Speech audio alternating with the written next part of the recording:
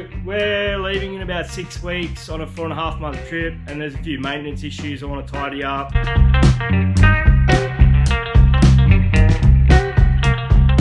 You are a fool. People won't want to watch this. They'll think you're a silly goose.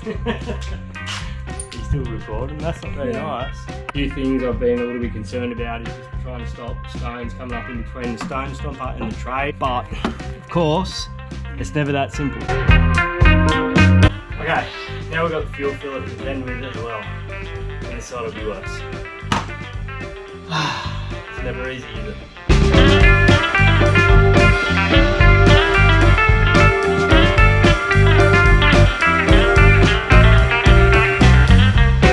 This will continue until the day we leave. Anything we can do before we leave to minimise damage and make your trip a bit easier is definitely worthwhile. So this is the Thirsty Nomad.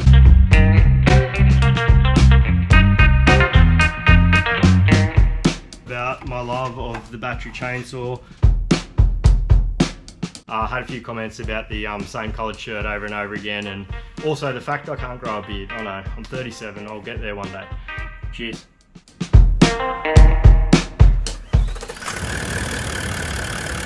So the countdown's on until we leave on our 4.5 month trip. It's about 4 weeks until then. I'm probably jumping the gun a little bit here by starting to pack.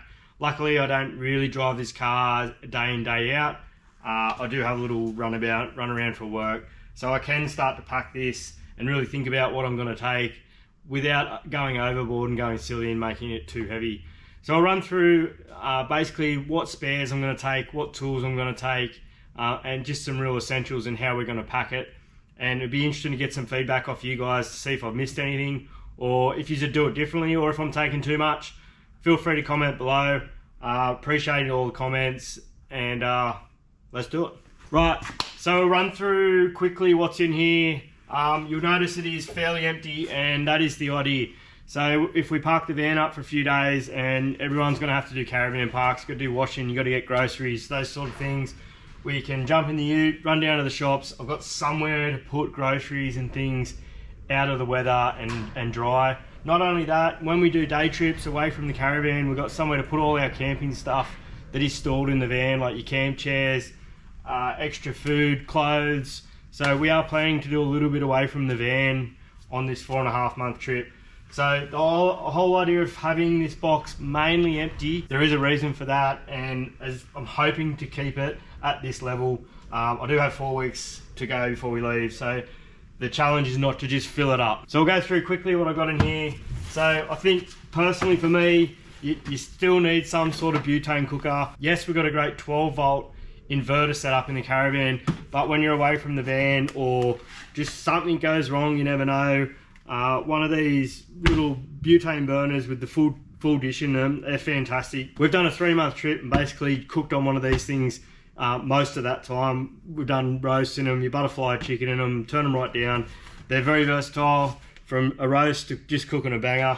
That's all you need to just have a day trip in your vehicle, I think. So that's our butane cooker sorted. That's all we're going to take other than the barbecue that's in the caravan. So then we've got the filters for the vehicle. So inside this box we have every filter that this car takes. I have at least one. The fuel filters I have 2 of. So I've got an oil, air and cabin filter, 2 fuel filters for the standard housing, 2 filters for the auxiliary housing, and an extra filter for the catch can. That is me being a little bit cautious. You definitely need one spare fuel filter and an air filter, especially if you're going to do dirt roads. Oil filters, I'm still up in the air. I might service the vehicle for myself on the trip, on the way around, depending on when it's due and whether it makes sense for me to do it. I still have that in the back of my head. That's all the filters for the car. These type of things that you're not really going to need too often, I probably won't keep in here.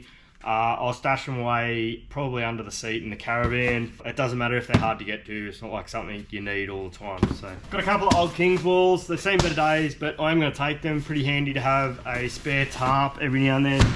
Never know when you might need to keep something dry. I've gone into great detail about my love of the battery chainsaw. That's definitely coming with us. Obviously a battery for that. A 1/2 inch rattle gun. This isn't a necessity, but the fact that I just have these tools at home, I am going to take a few things that probably I don't really need to take. You know, if you got to change this tyre, this is so quick, or for anything for that matter. If you got to do work on anything, a rattle gun is pretty handy if you've got one. I wouldn't go out and buy it just for this trip, but the fact that I have it, I've got to take battery anyway for the chainsaw.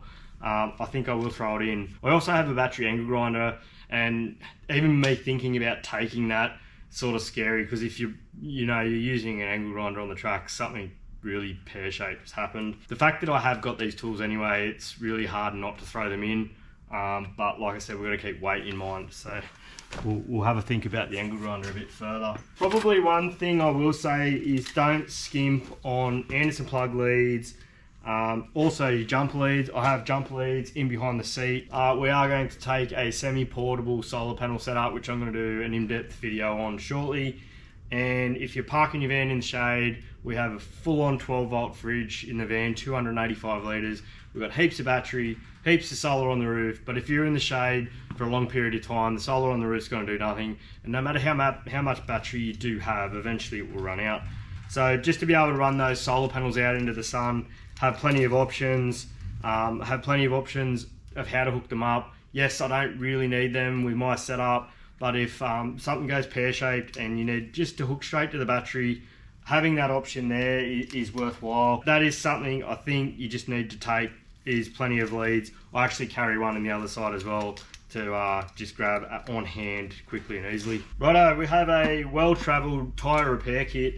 This has already done two big trips. It's definitely been used. There's still plenty in it. I don't need to go out and buy a new one. I know this one works.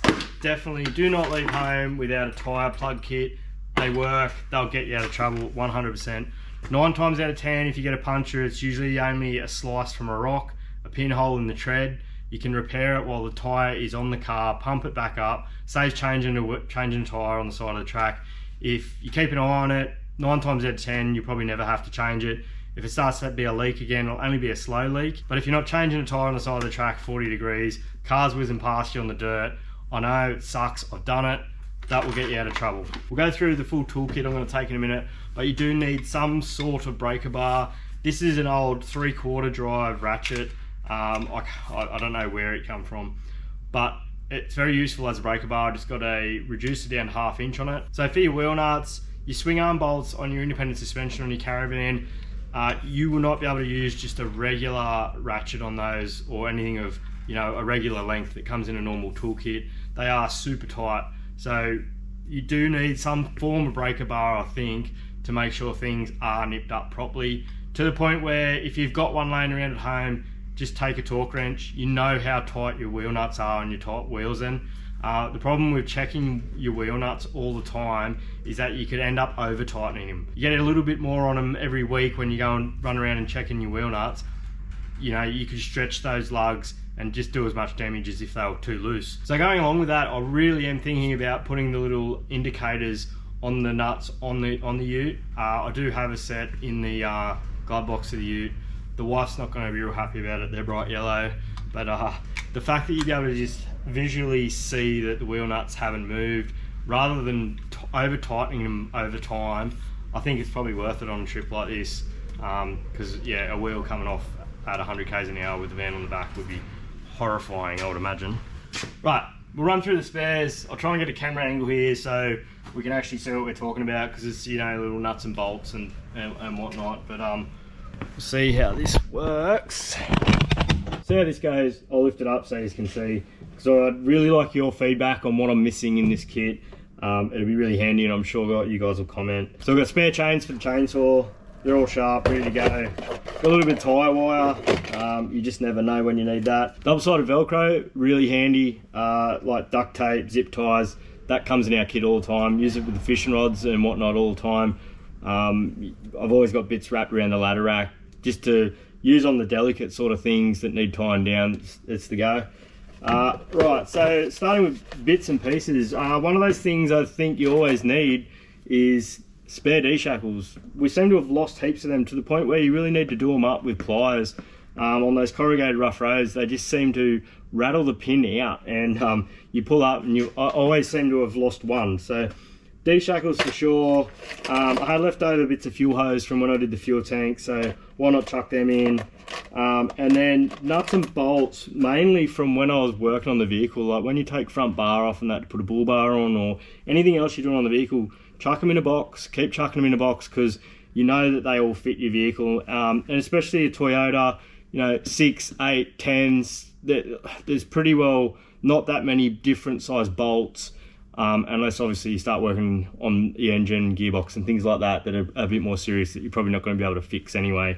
But if you lose a bolt here and there, or you need a bolt to do something, the stuff that actually come out of the vehicle is probably the stuff to take.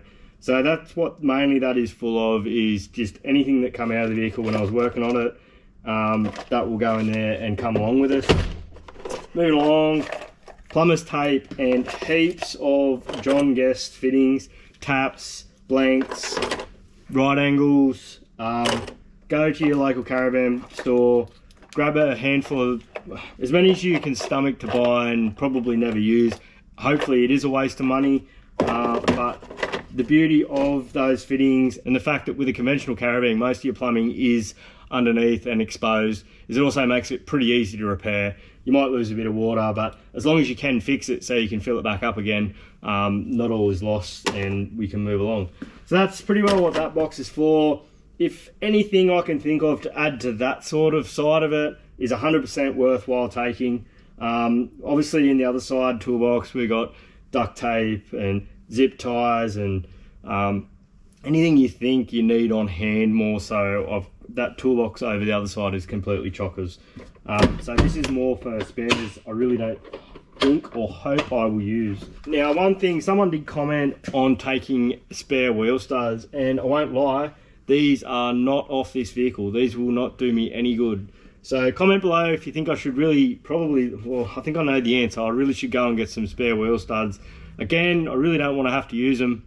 It's a horrible thought, to be honest, but you do hear it a little bit more often than what you'd like, broken wheel studs. So I did take them on the last trip. Happy to say that they're still in here, never got used. What else have we got in here? I've got just a selection of O-rings, hose clamps, heaps of 6mm, 8mm bolts, spare R-clips, pins, pretty much whatever you can grab around your shed. If it's only small stuff and it's light and it's little, take it with you, it can't hurt. I was lucky enough, a mate made me that for the last trip we did. He was getting himself some bits and pieces together, chucked me this, and super handy. Okay, same again. This one's a little bit more electrical orientated. The only things that I don't have in here really that I really must remember is I will take my little gas soldering iron and some solder. Like, yes, you can just crimp things to get you to get out of trouble, but if you've got it at home anyway and you've got room for little light things like that, you might as well fix it on the road properly.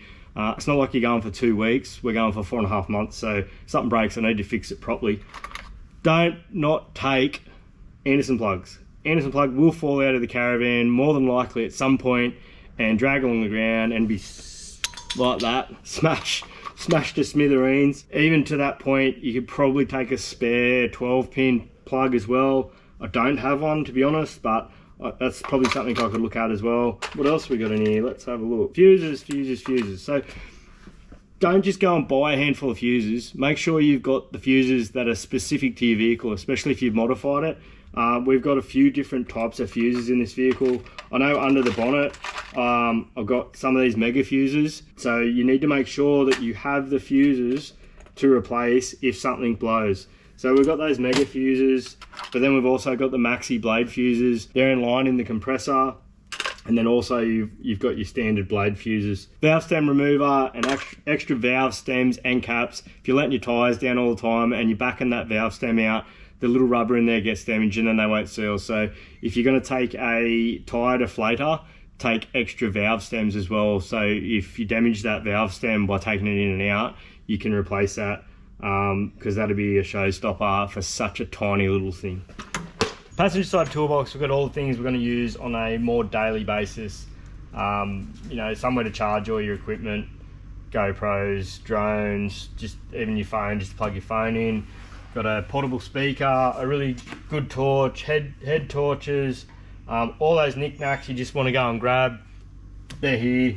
and of course where your beer goes. So we'll do a quick rundown of exactly what I've got in here for you guys, and these are the things that over, you know, 15 years of camping, touring and whatnot, these are the things we've come up with that are a must-have, and I've dedicated quite a lot of space to just these items because I know I'll use them on a regular basis. So we've got the dual ARB compressor. In my eyes, there's really no substitute for those compressors.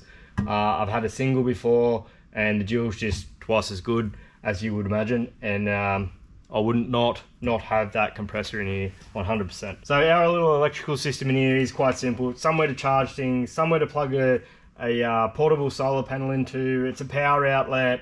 It tells me how much charge I got left in the battery. Somewhere for the chainsaw battery to charge. We really don't need anything else in here other than what that is right there. We've got the big power setup in the caravan, inverter and whatnot. In saying that, there is a lot of power behind this. Like I've said in previous videos, we've got the lithium batteries under the bonnet that I can just run the fridge off if I want to. And then we've also got a 200 amp lithium just here underneath my hand. There's no chance of ever running out of power inside this toolbox, to the point where we can just use that 200 amp lithium to charge the caravan, which I've spoken about before. So we've got a little organizer here. Like I said, on hand, these are the things that we feel we need, and most people, a lot of them are day-to-day things, you know, like your insect repellent, sunscreen, pretty well, you know, household items. These are where these are, and they're out on the tracks with us rather than stuck in the caravan and you're trying to fill a bag up every day you want to go out somewhere. They're right here. So we got Bushman's WD-40, a handful of pliers, a flathead screwdriver, a Phillips head screwdriver, and a file for the chainsaw right there on hand. Most of the tools are in the other side, but just to be able to grab a pair of pliers is gold, I think. You've got your tire deflator, extra charging cables, all your hoses for your compressor, and make sure you've got enough hose to go from your ute to your caravan. There's no point just being able to pump up tires on your ute. If you don't have enough to go to your caravan, then you're buggered. So little things like that to keep in mind. We've got the Travel Buddy. We honestly don't use it that much. I'm hoping on this trip we probably will get a chance to use it a bit more when we're away from the caravan and whatnot. In here we've just got fire lighters. These are the little wetsuits for the wife's wine bottles. We can't leave home without the wine bottles. I won't pick on it too much. I can't leave home without beer either. So that's just all, you know, day to day, on hand. This whole toolbox is pretty well dedicated to that. It has things like your electrical tape, zip ties, all that sort of stuff that you use a lot more than what's in that other side toolbox. Let's have a look at the first aid kit we're going to take. We searched long and hard. We did have a first aid kit. It was getting a bit tired. I was going to replace a few things in it, but we ended up finding one. It really was a clever design. We grabbed that, so let's have a look at it. So first aid kit, we found this little fella at BCF, and we weren't going to buy a new one, but we were just wrapped with this design, and we'll show you why. So opening it up, it has individual packs for all the different scenarios. So it's one of those things where you can grab a couple of the little packs which Velcro out, like that, and off you go for the day in your backpack. So we'll run through what they are. So you got cuts and wounds, burns and scalds, outdoor prevention, first aid essentials, SOS and remote, bites and stings, and obviously they all have different things in them, and they're quite well equipped. I was surprised with how much stuff was in them. So one thing you do need is a good first aid kit, no matter where you get it from. We do recommend that. We did search high and low, looked online, and it's one of those things like trying to take spares for your vehicle. What are you going to need? You can't predict who or how you're going to get hurt.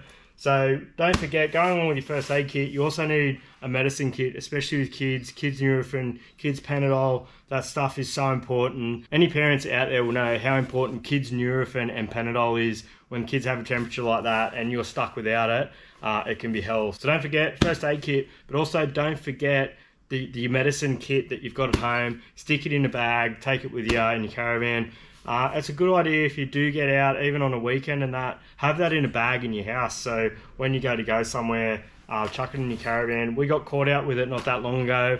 Luckily there was family there to help us. It just reinforced us how important it is to have a good first aid and medical kit in your caravan. But then don't forget to keep your first aid kit in your car, say behind your back seat. It's not something you're going to use very often, but it's no good in your caravan if you're out for the day. So there are things that just need to stay in the car. That's one of them. Rightio, if we want to go into heaps of details, some other little things that I generally don't not have in the car is just some toilet paper tucked behind the seat. Go and grab a few rolls of toilet paper tucked behind the seat. Guarantee you will use them one day. We do. The sat phone will live in the center console. We've spoken about that in previous videos. Big believer of that. Really great safety net is the sat phone. That's about all that will go in the cab of the car. Keeping it pretty basic. We don't want shit hanging off, you know, the roof everywhere. And you do see a few of these videos and there's just crap in the car everywhere. And you're like, that's awesome until you have an accident. And all those things in the car become missiles. So keep that in mind. Don't overload your car. It's not like, it doesn't need to be set up like a cinema for the kids. You are on a holiday, look out the window, talk to each other. Well, I say that now, we'll see how I go a month into the trip. It might look different in there, I don't know. But in theory, you really shouldn't have too much crap laying around in your car because it can become dangerous if you have an accident. So keep that in mind. Right, so we'll swing around to the back of the ute. I know I said it's 4 weeks away before we leave, but there's already firewood in the back. Now, that was from a weekend trip, but the fact that I don't really use the car on a day-to-day basis, that's probably how we're going to leave. So, beauty, we're ready to go. So this is how I'm going to travel. I love that it is a ute and it's simple. I don't have to have things strapped down to the 9th degree. We're going to roll with just the Max Tracks, the shovel and the axe in the back of the ute. Easy to grab out. I know a lot of yous out there will go, oh shit, someone might steal it, but look, I'll cross that bridge if it ever happens. I'd rather just have it on hand and easy to use than under key and lock all the time. And yeah, look, I'll wear that one. Please don't steal it. So, you know, that's pretty well how we're going to roll. For the same reason I keep that toolbox pretty empty. I want to keep the back of the ute fairly empty. So if we park the van up somewhere, we want to chuck the push bikes in the back. I can put 2 in the back here. I can put 2 up on the roof. I do have axle holders for the push bikes up on the roof. We get into the push bikes a bit when we can. We've been a bit lazy lately, but hoping to get back into it, you know, when we're in some of the major towns on this trip. So having somewhere to put them is important. That's why we've stayed with the ute. We haven't gone to a wagon setup, so I'm going to utilise it.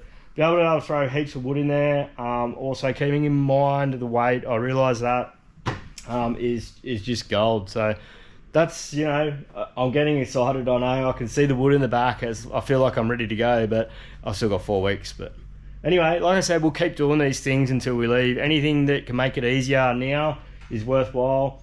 Anything you guys think I could take that would have more than one use to keep weight down, and let's start a discussion, because there's a big community out there of people doing this. There's a lot of you guys out there commenting on it too, so you know, I'm all ears. Let's talk about it and see how we can improve. While I got you guys' attention, let's have a look at a little bit of the fishing gear I just bought. So we're going straight from here to Arnhem Land's our first stop. We're lucky enough to know people up there, and we've got some spots that we may get some barra. Look, I'm a pretty terrible fisherman. I do enjoy it when it's not fishing and it's called catching. That's when I really enjoy it. So see what you guys think of this. These are the lures I've been recommended to get. What do you guys think? I reckon there'll be heaps of comments. Fishing is so objective. Who thinks what's better? So, you know, comment below. I'm curious. I'm willing to go and buy them if I get enough comments, because I don't want to go all that way and not get that barra. Look, I really don't care. I'll be just up there. I'll be happy with that. But, you know, if I can get a barra as well, you beauty. So, a little bit of fishing gear. I'm not going to go through what I'm taking. It's probably all wrong, but, you know, we'll get some lures and a stick and some line, and maybe I'll catch something, maybe I won't. Comment below. Tell me what I should take. Righto, so that's all the spares and toolkit we're going to be taking on this trip. That is until you guys comment below, and I'll be